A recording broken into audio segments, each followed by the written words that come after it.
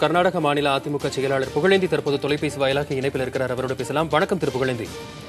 வணக்கம் வணக்கம் வணக்கம். தற்போது போதிய ஆதாரம் இல்லை என்று அவருடைய பெயர், தினகரனின் பெயர் குற்றப்பத்திரிகையில் இடம்பெறவில்லை என்று தற்போது டெல்லி போலீஸ் தகவல் கொடுத்திருக்கிறது. இது பற்றி உங்களுடைய ஒரு மகிழ்ச்சியான செய்தி.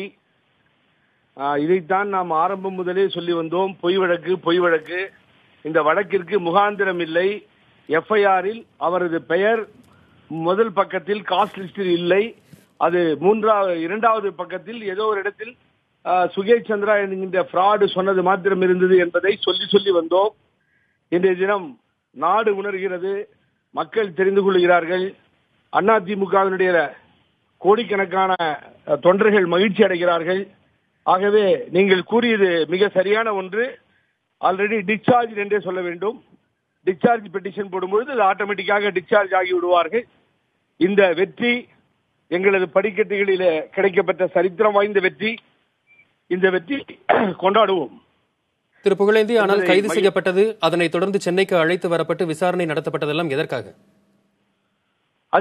அதுதான் பொலிட்டிக்கலி மோட்டிவேட்டட்ன்றதை நான் என்னுடைய கருத்தா பல மேடைகள்ல பல லட்சக்கணக்கான மக்கள் மத்தியில நானும் அருமைக்குரிய அன்பு அண்ணன் நாஞ்சில் சம்பத்தும் பதிவு செய்திருக்கிறோம்.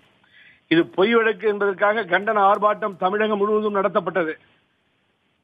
அதை தொடர்ந்துதான் இன்றைய தினம் ஏகோபித்த இளைஞர் பட்டாளம் அவரை நோக்கி வருகிறது என்பதை நீங்கள் பார்த்துக் கொண்டிருக்கிறீர்கள்.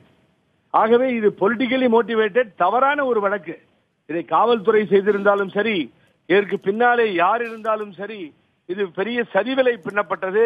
ஆனால் எங்களது நம்பிக்கை நட்சத்திரம் வருங்காலத்தினுடைய தமிழகத்தினுடைய முதல்வர், எங்களுடைய கழகத்தினுடைய துணை பொதுச் செயலாளர், அம்மாவுடைய ஆசி பெற்ற எங்களது அருமை அண்ணன் எந்த குற்றச்சாட்டிலும் அவரை மாட்ட முடியாது. புகழேந்தி, இதற்கு முன்பாக அதாவது திரு டிடிவி தினகரன் சுகேஷுடன் வாட்ஸ்அப்பில் பேசியதற்கான ஆதாரங்கள் இருக்கின்றன. ஆனால் சில ஆதாரங்கள் எல்லாம் தற்போது அழிக்கப்பட்டு விட்டன. போதிய ஆதாரங்கள் இல்லாத காரணத்தினாலேயே தினகரனின் பெயர் இல்லை என்கிற ஒரு தகவலும் வந்திருக்கிறது. இதனை எப்படி பார்க்கிறீர்கள்? சுத்தமான பொய்.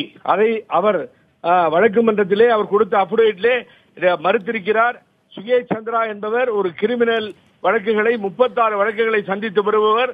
அவர் சொல்லுவது எதையும் கோர்ட் எடுத்துக்கொள்ள முடியாது என்கின்ற விதத்தில்தான் முதல் bail petition immediately allowed in the court, honourable court. ஆகவே அது அந்த கான்வர்சேஷன் என்பது இருந்திருந்தால் நிச்சயமாக வழக்கு மன்றத்திலே கொடுத்திருப்பார்கள். இன்றைய தினம் சைபர் கிரைம்ல நீங்க பாத்தீங்கன்னா, சைபர் கிரைம்ல நீங்க மொபைலை உடைச்சாலும் சரி, எது பண்ணாலும் சரி கண்டுபிடிச்சிருவாங்க ஈஸியா. பல வழக்குகள் கண்டுபிடிக்கப்பட்டிருக்கிறது. ஆனால் இந்த வழக்கில ஒன்றுமே இல்லை. 200% 200% that is a false case filed against our beloved leader, the deputy general secretary of the party, Mr. TTV Dinakaran. Absolutely no doubt. ஆகவே இந்த வழக்கை பொறுத்தவரை எங்களுக்கு நன்றாக தெரியும், இது பிணையப்பட்ட வழக்கு. இவரை முடித்தால் அதிமுகவை முடித்து விடலாம் என்று கனவு கண்டார்கள். இணைப்பில் வந்து உங்களுடைய கருத்துக்களை பதிவு செய்தமைக்கு திரு புகழேந்தி மிக்க நன்றி.